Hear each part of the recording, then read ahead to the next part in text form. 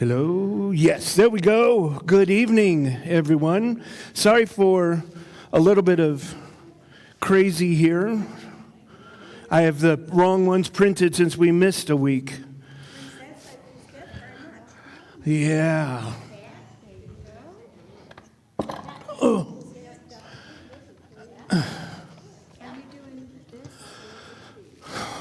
Boy. No, it should be doing it on its own. Mm-hmm. Thank you. And I don't know if I told you tonight, I'm running a test to see if we can live stream on Facebook and YouTube at once. And it should be doing it on its own. I'll find out tonight if it's worked or not. All right. We are in chapter 2 of, not that one, Planted. We are in chapter 2 of Planted. I'm going to see if I can. Yeah, so you probably have chapters 2, 3, and 4 in your hands. And tonight we're going to do chapter 2. I'll tell you, having that week off just kind of boogered me up pretty good. So let me go over. We have, what a catch, some announcements here. There will be no men's or women's breakfast on this Saturday. Just a whole lot going on, obviously. Food for Danny Brantley on Friday, February 6th. They're asking that you please bring enough food for about 75 people. 11 o'clock if we can. Okay. Super. Okay, that's not on here. Thank you for that. Aline Hurt's funeral service will be here Saturday, the 7th at 10 a.m., Nothing about food, so I don't think that we have to do anything with that. Jan Davidson's, Tara's mom, the service is going to be at Lawson's Saturday at 1 o'clock. So I guess we can hang out here and we can all walk down the street together. And so that'll be at 1 o'clock. Again, nothing about food for that. Is that?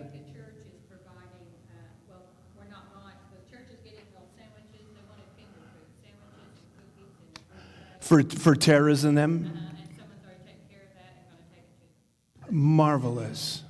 Marvelous. Okay. So everybody's all taken care of. Okay. Boy, thank y'all for doing that. That is,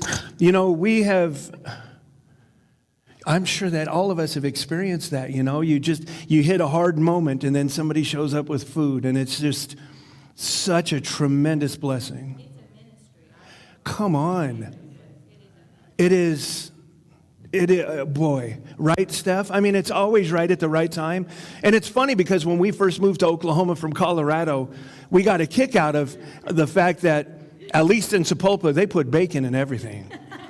And everybody brought dessert. And everybody brought dessert. Yeah. Always. Yeah. I forgot about that, yeah. Bacon makes everything nice. Come on, let's go. Special business meeting. Is going to be Sunday right after church. Is that correct, sir? Yes. Right after service, we're going to be talking about the new parsonage. So if you can, please be there for that. And we've decided we're going to have a Super Bowl chili cook-off this Sunday, starting at 5 o'clock. If you hadn't heard already, we're going to have some judges come in. Becky has, 3, 4, 5 policemen that are going to come down, and maybe even the chief. What a fun deal. You know what? I have said a number of times that fellowship, I like to be together and I like to eat. Because, obviously, but that's what I'm saying, But conversations happen over food that may not happen otherwise, You get a little drop of food on your chin and there goes, all pretense comes down at that point. So we believe firmly in that, and that's how we want to spend this spring and this summer also. We just want to get together with our community and feed them and just love on them, and eventually I really believe that when it's that sort of an environment and we're not just trying to thump on them, come to church, come to church, come to church, they're just going to feel the love and they're going to want to be here. It's not that just because the doors are open, you have to be here. We were just talking about this last night. It might seem like, my goodness sakes, they go to church a lot. But y'all are my people. You know what I mean? If we're together, that's where I want to be. I want to be with you guys. So, we're just, what's up? The chili cook-off. Chili cook-off starts at 5 o'clock. And bring chili if you want, or something to go with it, or a dessert. Or dessert. And plenty of antacids. Ha ha. And Tums if you got them. And we have prizes. Prizes for the judges, and then, I want a spoon and an apron and a hat. yeah. I won the inaugural chili bowl cook-off. You did. Well, I'm excited. What a fun deal. And then we're going to watch football. And, well, I don't even know who's playing, but it'll be fun, New England and I think the Seattle Seahawks maybe. Is that right? Yeah, I don't know. It'll be fine. We're just going to fellowship. And I don't know if we'll stay till the end of the game. That sounds awfully way past my bedtime, but, we'll just. Bring your lawn chairs. Oh, bring a lawn chair. On the hard metal chairs. Yeah, if you want to bring a lawn chair, that sounds like a marvelous idea to me. What else? Anything else? That's exciting. That's exciting. Can I tell y'all, on Sunday morning, I was excited to see the number of young folks, 20s and 30s, some younger families coming, and that makes me happy. That makes me excited. I had a conversation with our oldest son, who is 30. How old's Christopher? He's 30 years old. And I was just asking him honest questions. Why is it such a challenge to get your generation to come to church?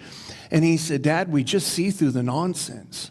We see through I talk about it, the show. We see through the rock and roll and the self-help messages, and there's no substance and there's no real community, and they're just disenfranchised with, what unfortunately a lot of people call church. I said that's the reason Charlie Cook was able to reach him, because he was genuine. That's it. And they could see that he was That's it. genuine, and they see others they're not. It's right. You can see right through it. And it only takes once, right? They can see it and smell it right away. And so that's, as we were praying and as we were praying about first, we were just, that's what it's got to be. It's got to be transparent. It's got to be real. And it might be a little bit messy at times, but it's okay. It's okay. We have to redefine what service in the church means, and I've talked about that a number of times. In many of our churches, if you went by there on a Monday morning, you would have no idea it was a church. Their thumbprint only exists on a Sunday morning. And that is just, as far as I read in Scripture, that's not what we're supposed to be doing. We should be reaching people all the time. So anyway, we're very excited about this fellowship time. And I'm going to talk with Miss Trenda. I think that we would also like to do maybe once a quarter, just a Friday night game night. Maybe the church will order a bunch of pizza, and we'll bring our favorite board games and just hang out together. That was a favorite thing that we did at our previous church. So we just want to be together. Some of y'all may say, that's enough. I don't want to see you anymore. But all right. So our last time we talked about this chasm between David, the man after God's own heart, and David, the man that, peered over and saw Bathsheba bathing, and how, and we didn't get into it a lot, but, the story goes, right, that David then slept with her. She became pregnant. So David called Uriah back from the front lines of the war and said, go and be with your wife. He's trying to cover up his own indiscretion there, and Uriah refused to do it. And so David's answer was then to have him sent to the front lines, and told the commander, pull everyone else back. So how do we get from this to this? And really, it's just time, and it's intentionality. It's being deliberate in what we're doing, and it's being intentional in what we're doing. And we talked Sunday morning even about the fact that it's just recognizing simply that God is God and we are not. And we can't box with God because our arms are not long enough. He's going to whoop us every single time. We talked about one of the biggest things is just being a tree. From Psalm 1:3, he's like a tree planted beside flowing streams. Trees aren't flashy, they're not exciting, but, short of a horrible, horrible freeze overnight, that tree's going to be there tomorrow. And the tree's one purpose in life. See, the little tree isn't trying to figure out how to produce fruit and leaves. It's only looking for nourishment. And I use that, and David uses that as an example because that's exactly what we should be doing. We don't have to worry about love, joy, peace, patience, kindness. I would say that, and I've written an entire sermon on this, and probably that's what we're going to do next on Sunday mornings.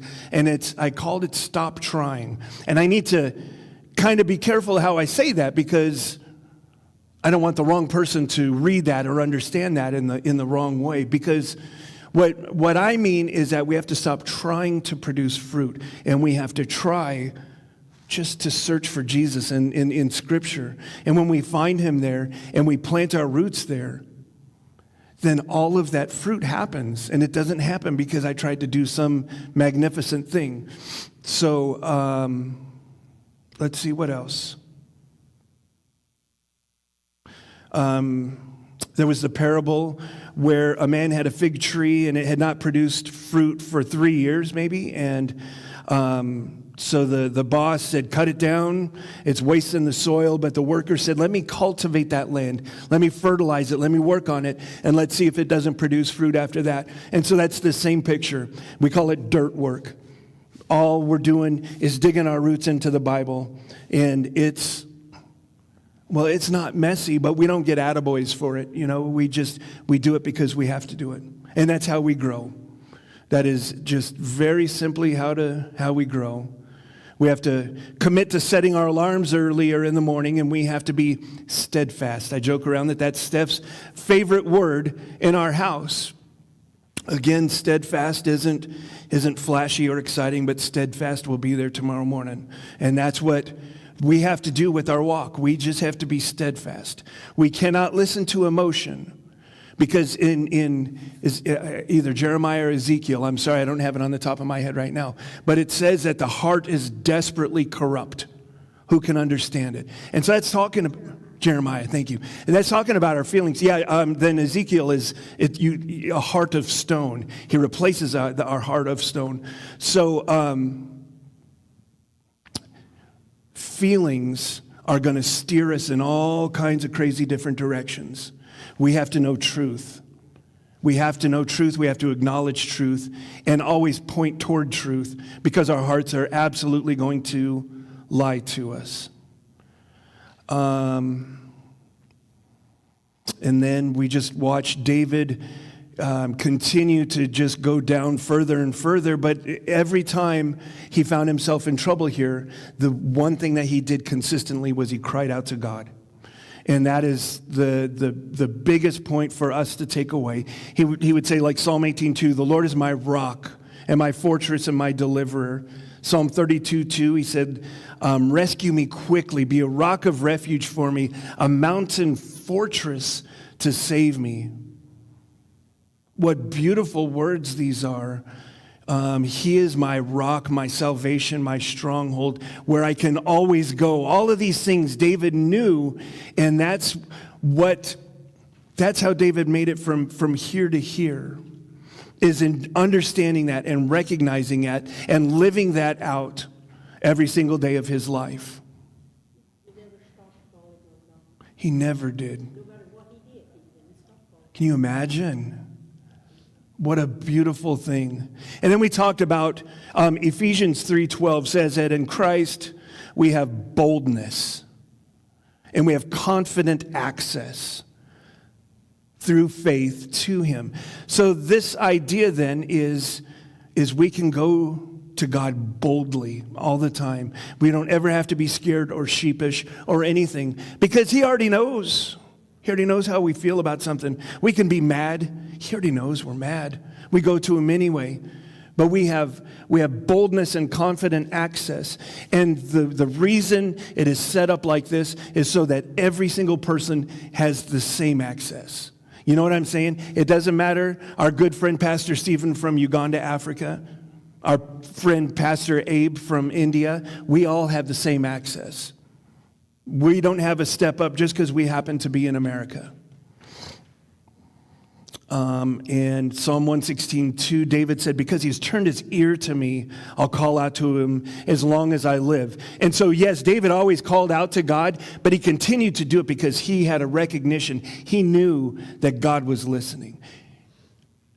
I think we all sometimes maybe hit seasons where we wonder, is God really listening to me? And I don't know if David ever hit that season. He knew. What a beautiful example. And then I told you we heard a pastor one time, he said during one of his sermons that in life, you're either at the end of a storm, you're either at the center of a storm, or you're fixing to walk into a storm. And so what he meant by that simply was that life happens, storms happen, and so what we have to do is we have to decide now where we're going to be centered. Because when all of that stuff happens and we get kicked in the nose, our emotions are going to start going crazy, whereas God is steadfast all the time. So we have a choice now what we are going to do. So that was everything that we went through the last time, and now tonight we are going to be in chapter 2, and this one is called The Ropes of Death. So we are in Psalm 116 still, and these are verses 3 through 4. It says, the ropes of death were wrapped around me, and the torments, that's your first blank, the torments of Sheol overcame me. I encountered trouble and sorrow. Then I called on the name of the Lord. Lord, save me.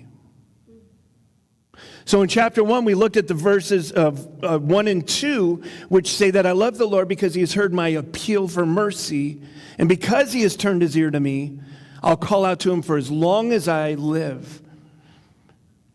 We looked at King David's life, and we explored this spiritual journey that he had been on. And we looked at this audacious request of his, that after the life that he had lived so far, after the choices that he had made, the people he had killed, the things he had done, he cried out to God for mercy.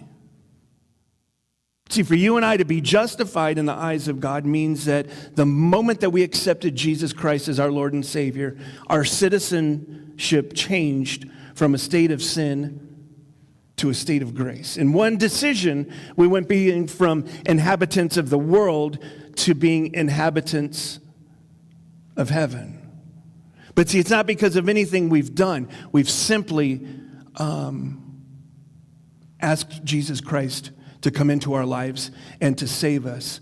And so the reason then when we cry out to God and say, have mercy on me, and the reason we can know that he hears it, and the reason we can know that he will respond when we are saved, is because when he looks down and he looks at you, he no longer sees Chris Matthews. He sees his son, Jesus Christ. Or he doesn't. Or he doesn't. When God looks down on you and I, it's a very simple matter. See, Galatians 2:20, this is one of my most favorite verses we talk about over and over and over again. It says, for I have been crucified with Christ and I no longer live. I no longer live. That's not just some pretty language that goes on a poster. We got to read it and understand it. I no longer live. It says, but Jesus Christ lives in me. So spiritually speaking, Chris Matthews is dead. Jesus Christ is alive. So I pray to God and I ask him for mercy, and he does it immediately. Now, on the flip side of this, I also believe then that if I pray to God and I ask him, would you please help me to be more patient with my family? I believe God would say, no, I gave you my son, Jesus Christ. What else could you possibly need? You don't need to be more patient. You need to get out of the way and let Jesus live through you. And it's that simple.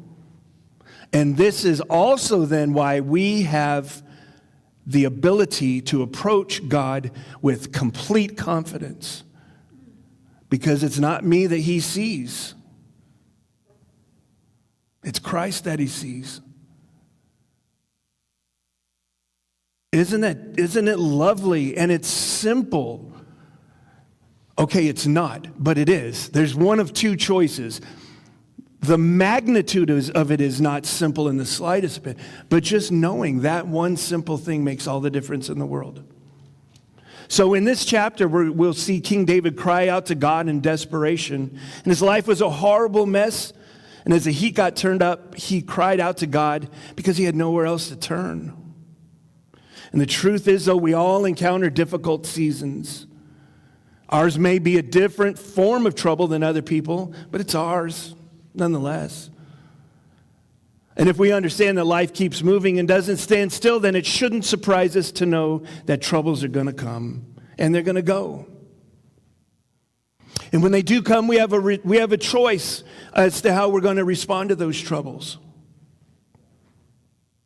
And since we know this to be true, it only makes sense for us to prepare now. So then perhaps when we see the storm clouds on the horizon, we'll be a little bit better prepared and have an umbrella with us. You know what I'm saying? It is just like the army not training for war. That sounds silly. If war hits and we start training now, we are too late. We have time right now. We have to be training right now. The ropes of death were wrapped around me. We still don't have any blanks yet. I'll let you know when we get back to them. It says from 1:16:3, the ropes of death were wrapped around me. And it's interesting to note that as David explained his reasoning for calling out to the Lord for mercy, he didn't place any blame. He didn't make any excuses. He just simply called it what it was, and it was sin. And in that moment, for him and for us, it literally doesn't matter how those, quote, ropes of death got there. David was in trouble. Sometimes we're in trouble, and we just need help. God didn't need excuses from David. He doesn't need excuses from us either. What he demands is our obedience. King David had plenty of excuses to be in the situation he was, and he had plenty of reasons to fear for his life. But he also knew that a lot of it was his own doing. So he didn't make excuses.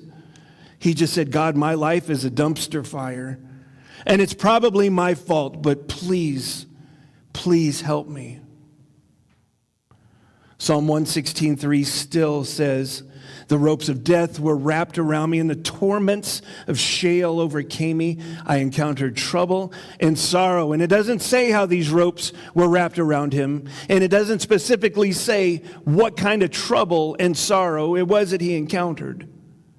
We only know that it was a life or death situation. So he called out to God for mercy. And because God is God, the distance that David might have and probably did feel between he and God could only be a problem with one of them.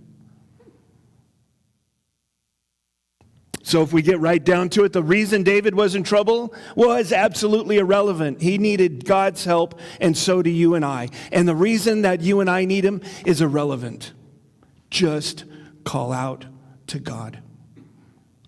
Appeal to him for mercy.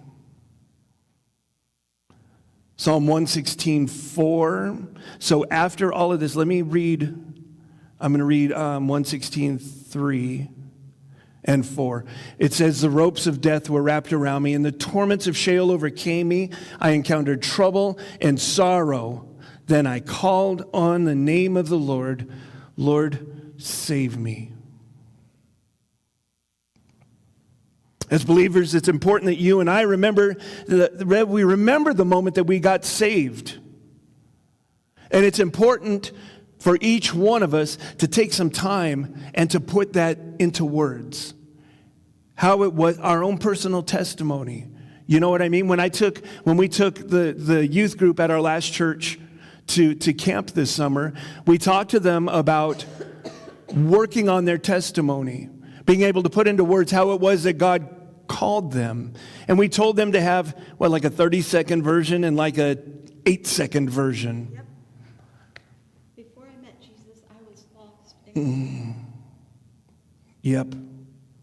So we might think that our story is boring compared to other people. But each one of our stories are vital in God's kingdom. When we share our salvation stories with other people, then non-believers will hear their stories. And then we pray that those people will someday hear a story that's similar to theirs. And then they're going to be more open to having spiritual conversations. See, the walk that I've walked is not the same walk that some of you all have walked. But the neat thing about this is when we share our story, and all of a sudden there is somebody that has walked what we have walked. And it may not seem like a big deal, but if they can relate to what it is that you are saying. See, who better than to witness to talk to that person than you in that situation? Certainly not me, because I haven't walked what you have walked. So you have this commonality with people, and it opens up opportunities for spiritual conversations. Yes? We have a dear friend who is a former homeless addict, and she can relate to people that I cannot relate to. God uses those things. Right? Boy. Yeah, and I'll tell you what, and she does. She is bold. And she would bring them to church, and I'm like, wow, hi, how are you? She reaches out boldly. Yeah, and it's really awesome to watch her do. So there's this holy confidence that comes for you and I because we know Jesus Christ, and it's called assurance. Our assurance isn't in anything that we're able to accomplish on our own. It's in nothing that we can do on our own. We can only place our confidence in God, in Jesus Christ. So when we look at Psalm 1:3, and we're going to have some blanks here, verses 1 through 8, King David painted a picture for us of the very definition of being assured. Psalm 3, 1 through 8. Lord, how my foes increase. There are many who attack me. Many say about me, there is no help for him in God. But you, Lord, are a shield. You are a shield around me, my glory and the one who lifts up my head. Good night, nurse. Wow. I cry aloud to the Lord, and he answers me from his holy mountain. I lie down and sleep. I wake again because the Lord sustains me. I will not be afraid of the thousands of people who have taken their stand against me on every side. He said in verse 7, rise up, Lord. Save me, my God. Ooh, I like this one. I don't know if I can admit that. You strike all of my enemies on the cheek, and you break the teeth of the wicked. Woo, that is strong right there. Verse 8, salvation belongs to the Lord. May your blessing be on your people. Come on. If there was ever an entire chapter that, if you look up the word assurance in the dictionary, it says, see this right here. Verses 1 and 2, David listed off a couple of the things that he was worried about. His foes increasing. He said, there are many who attack me. There are many who are talking bad about me. Well, they think they're talking about him. They're saying, there's no help for him in God.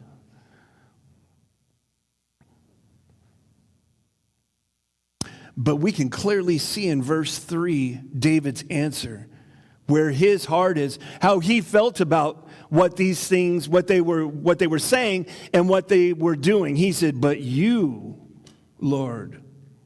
Come on right there. So these people are saying that, but you, Lord. Verses 3 through 8 list specific reasons that David felt confident, secure in his position in God. And none of those reasons were because of David. And if I may, friends, none of those reasons are because of you or me either. Wow.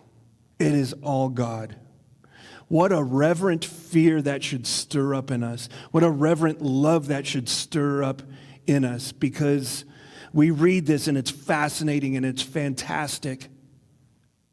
But you can put your name in it right there. You have the very same God. You have the very same access to the very same God. And that is just an amazing thing for me. A new king. 1 Samuel 16:1. We'll have a blank here. The Lord said to Samuel, "How long are you going to mourn for Saul, since I have rejected him?" Rejected him as king over Israel. Fill your horn with oil and go. I am sending you to Jesse of Bethlehem, because I have selected for myself a king from his sons.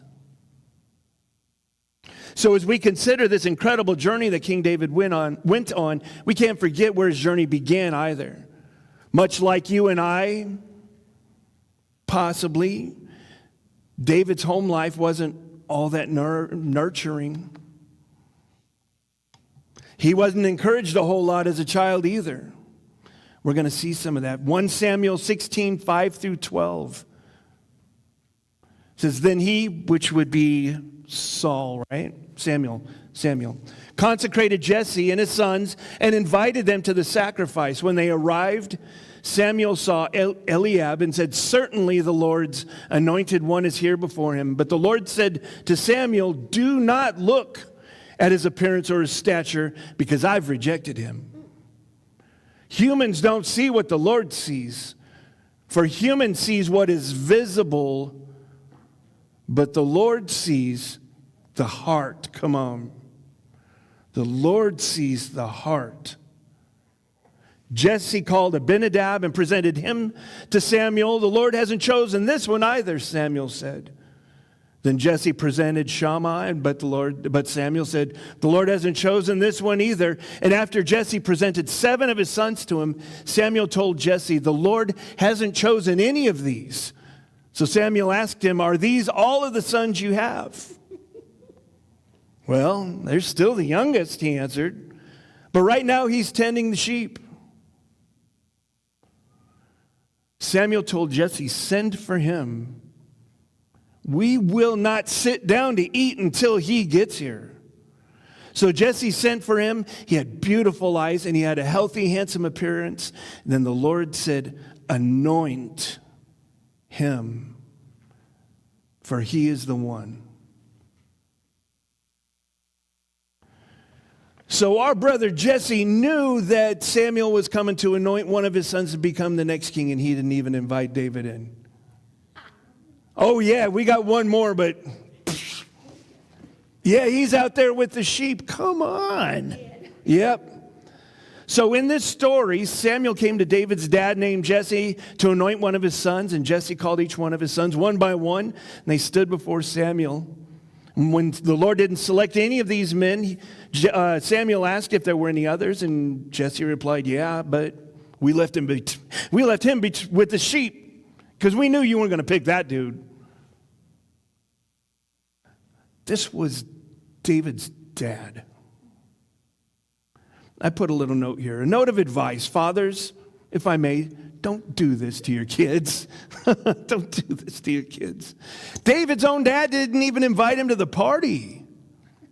He left him in the field taking care of the sheep for his other brothers, because as Jesse must have thought, there is absolutely no way that it's David.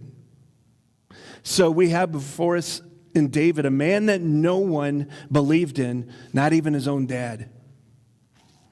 So his assurance, David's assurance, could not come from other men. It couldn't come from his dad. It couldn't come from women telling him how exceptional he was. His only assurance could be in God. So verse 4, what we went through a moment ago, says, "He answers me."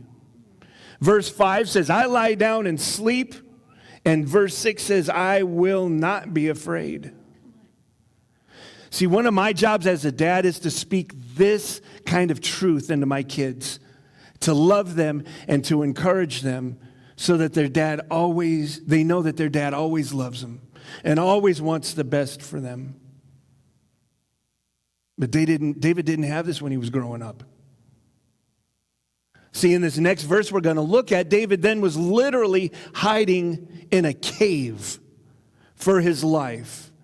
King Saul found out that he wasn't going to be king anymore, and he flew into this jealous rage, and so he decided it was time for David not to be around anymore.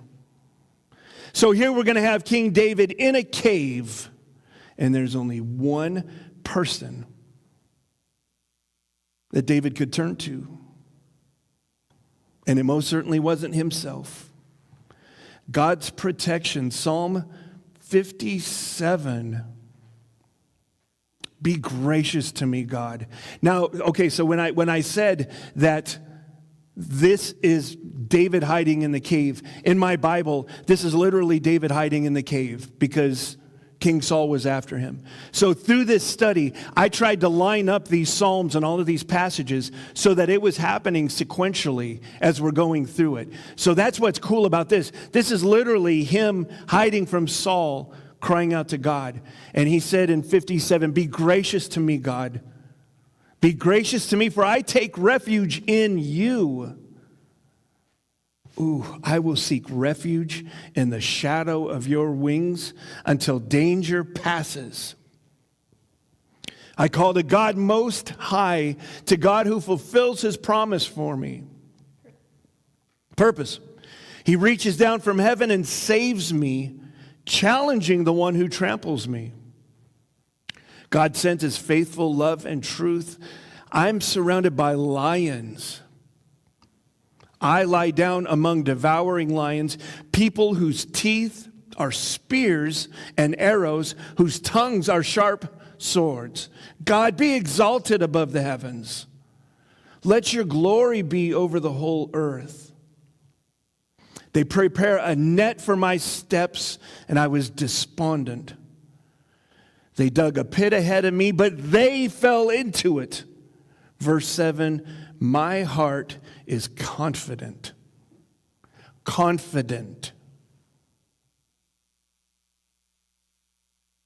God, my heart is confident.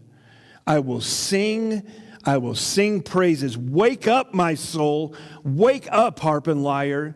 I will wake up the dawn. I will praise you, Lord, among the peoples. I will sing praises to you among the nations.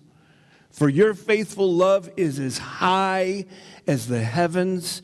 Your faithfulness reaches the clouds. God, be exalted above the heavens. Let your glory be over the whole earth. Can I tell y'all, if I'm hiding in a cave because I know there's an entire army out to kill me, I don't know if any of these words are coming out of my mouth. What a beautiful relationship. What a beautiful example for us.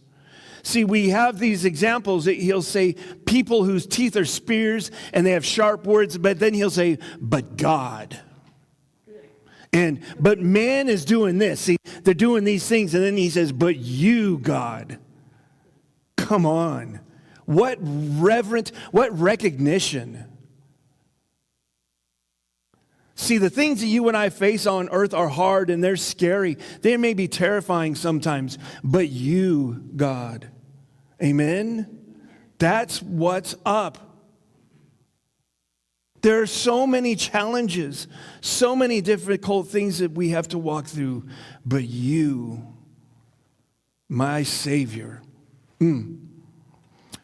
Verse 7 says, my heart is confident. Verse 10 says, your faithful love is. And so these two passages, again, are the definition of assurance. He says, but you, God, that's assurance. That just oozes of assurance. But you, Lord, these people are doing this, but you. That is the ultimate example of where his assurance lies. So what we have to remember is simply this. God's love is God's love, whether you and I believe it or not. And assurance is knowing that to be true. God's love is God's love, whether I believe it or not. And assurance is knowing it to be true. Psalm 4, 1 through 8 says, answer me when I call God. Answer me when I call God who vindicates me. You freed me from affliction. Be gracious to me and hear my prayer. How long, exalted ones, will my honor be insulted? How long will you love what is worthless and pursue a lie? Verse 3, know that the Lord has set apart the faithful for himself. The Lord will hear. The Lord will hear when I call to him. Be angry and do not sin. Reflect in your heart while on your bed and be silent. Offer sacrifices in righteousness and trust in the Lord. Many are asking, who can show us anything good? He said, let the light of your face shine on us, Lord. You have put more joy in my heart than they have with their grain, and their new wine abound. I will both lie down and sleep in peace.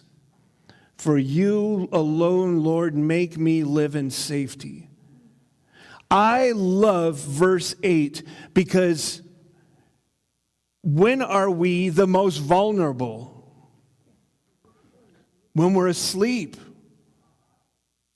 He said, I will both lie down and sleep.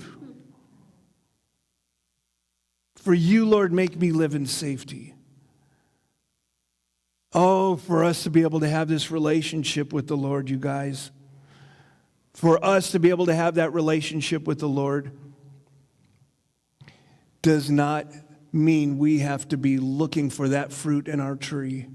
We have to look for the Lord right here in this book because he is there from page 1 to the end. And I know I've mentioned this a few times. If you don't know what else to read, in the New Testament, the first 4 books, Matthew, Mark, Luke, John. And when you get done, Matthew, Mark, Luke, John. And after that, again. And do that for 6 months. And simply immerse yourself in the stories of Jesus. Follow him around. Watch how he interacted with people. That's how this confidence, that's how this love that we have for him can deepen when we're not worried about doctrine. We're not trying to figure out why Baptists are this and, Lutherans this and all of these other things. There are many young people that I've encountered that the moment they get saved, they go off and they do as much research they can, and let's say like Islam, because they want to be able to sit down and debate with Muslims. And I tell them this is not the time. And every one of them, I think without exception, that had that in their mind. And I told them, you don't worry about them right now. You need to worry about this. Get yourself grounded in this. Take time in this.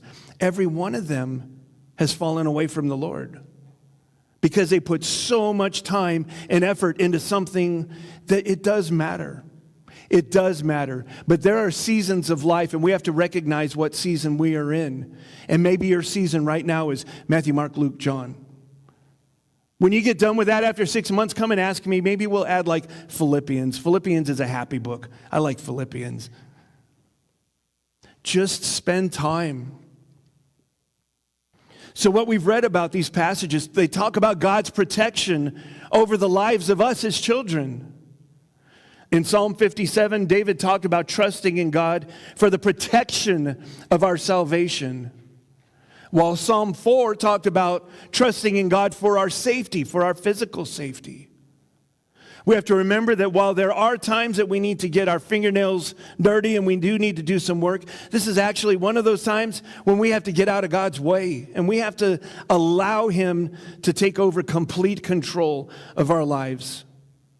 There's nothing that you and I can do that's going to assure our salvation. And there's equally nothing that we can do, nothing I can do that's going to help me to lie down and sleep in peace. It is only God. It's interesting to note that David made a point to differentiate in verse 8 because he said, I'll both lie down and I'll sleep. See, David could feel this sense of protection because he knew he had the ear of God. So as David encountered these different troubles in life, his focus never changed. You said it. He always called out to God. And it's interesting to note that I didn't really get into these stories, but David had access to some of the best warriors alive. Benaiah, Abishai, all of these, I don't remember what the 30, right? Like, he had access to the greatest fighting men of the time. He doesn't talk about them at all. Lord, have Benaiah protect me. He went down and killed a lion in a pit one day. Not ever. He knew that his strength, and he knew therefore that his victory would only come from God, and it would not come from man. Psalm 5 says, listen to my words, Lord. Consider my sighing. Pay attention to the sound of my cry, King and my God, for I pray to you. In the morning, Lord, you hear my voice. In the morning, I plead my case to you, and I watch expectantly.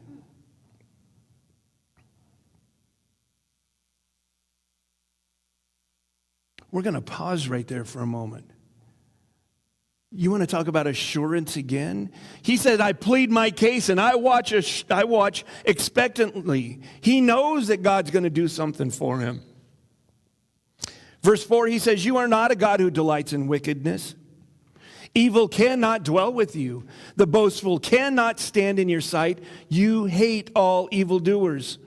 You destroy those who tell lies. The Lord abhors violent and treacherous people. But I, he said, I enter your house by the abundance of your faithful love.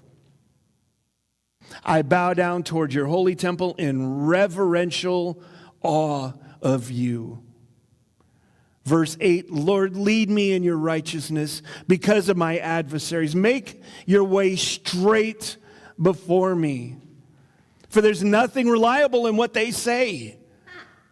Destruction is within them. Their throat is an open grave. They flatter with their tongues.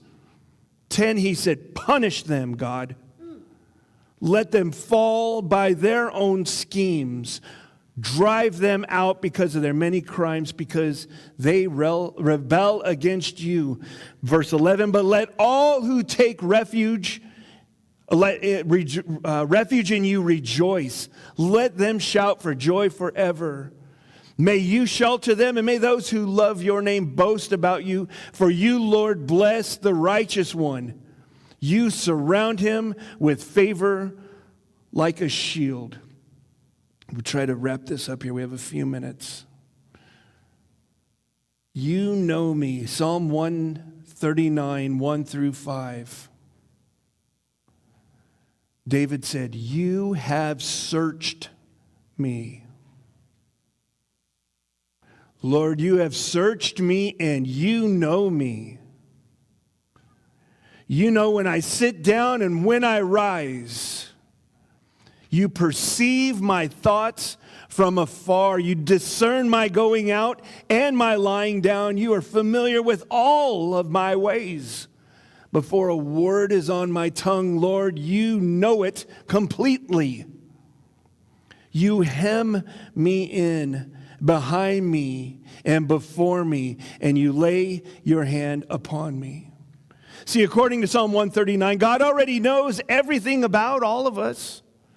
He's already searched us.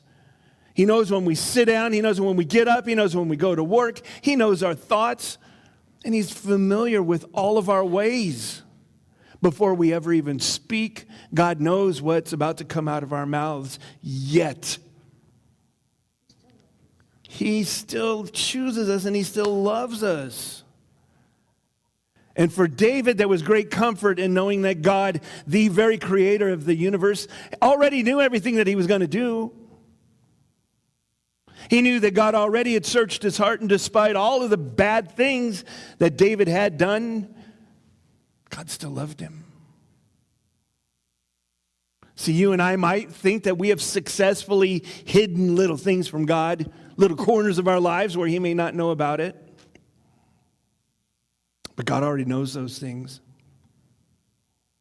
God already knows you. He already knows me. Yet he chose us. There's tremendous comfort for me in knowing that God knows everything about me. He knows all of my knuckleheadedness.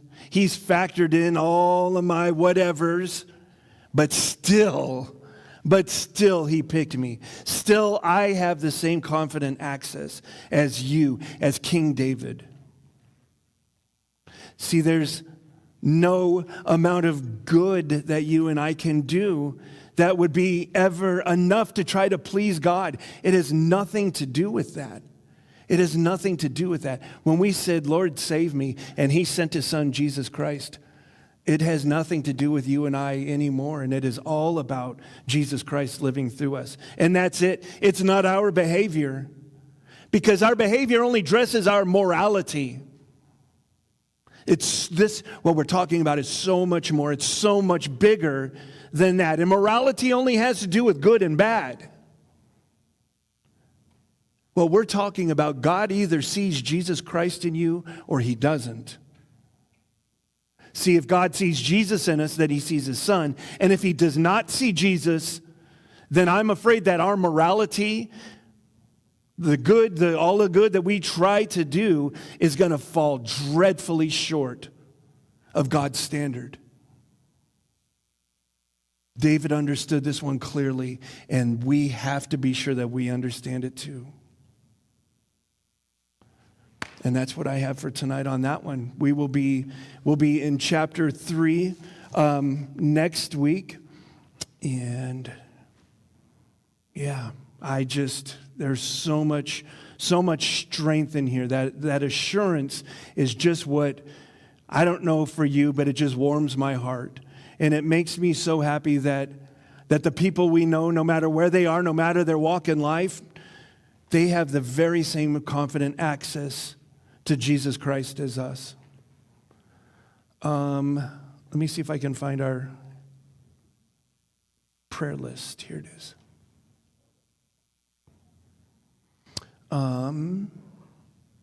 We still please pray for my mom, Wendy Matthews. It's, losing my dad, that was hard. It was the two of them together and 35, 36 years probably, yeah. And it was just the two of them. And when you lose your best friend, that's just extremely hard. And so if we could continue praying.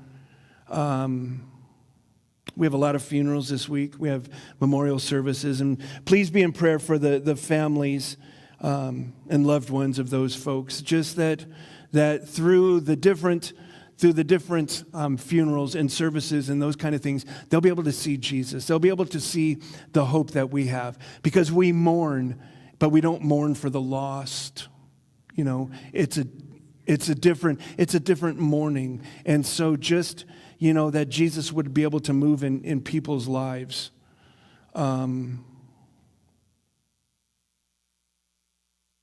If we could be still in prayer about the new parsonage, that our meeting would go well this Sunday. I'm just going to read some off. I don't remember who said them, but if you know anything, Bonnie Stencil was in a car accident a year ago, not doing well. Do we know anything about that? Just weak, okay. Our search committee, in looking for a youth minister. We do have one resume presently, and in 3 or 4 weeks, I've reached out to him, and he and I are going to go and have some lunch and spend a little bit of time together. So get to know one another. I'm excited about that.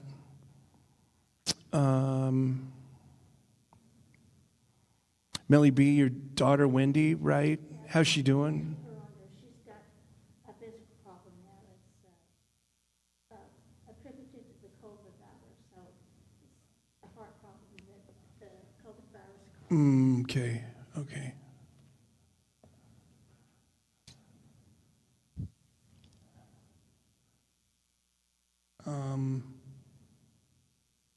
Angie, surgery on the 19th, son-in-law on the 17th. Do we know anything about that? Maybe not. Nikita, cancer treatments. Do we know when that's going to start up yet? I talked to her Sunday, but I think she's still waiting to hear. Okay. Now, that kind of puts us out of commission for a little bit, doesn't it? She'd probably have to be home, or I don't know. Does that make a person more susceptible? I'm not sure with like radiation if that. She did pretty good with the other one. Did she? She may still be able to be with us. Mm-hmm. Because radiation's a lot different than chemo. Yeah. Chemo's that'll put you. What she gets radiation's pretty tough. Well, yeah, okay. Darren and the Sanchez family. Connie's uncle passed away. They're not here. Ronnie and Connie's great grandson in and out of the hospital. Oh, he's doing better. That's all I have right now. Do you all have anything that we can be praying about? Yeah.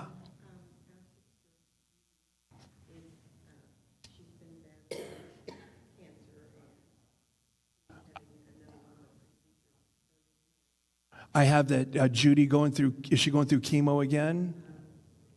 Right now, she's not. She's going in the morning for Okay. Kidney stent surgery. Okay.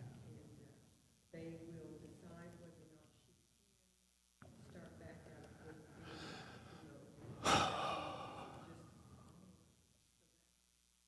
Yeah. Yeah. Yeah. Where's she at? Oh, is she local here? Oh, okay. Okay.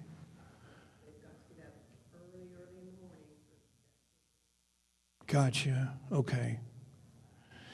Anybody else? My daughter, I lost a grandson the 20th of December, and my oldest daughter's Cheryl Bear lost her son. Lost her son. I'm so sorry. We're not supposed to outlive our kids.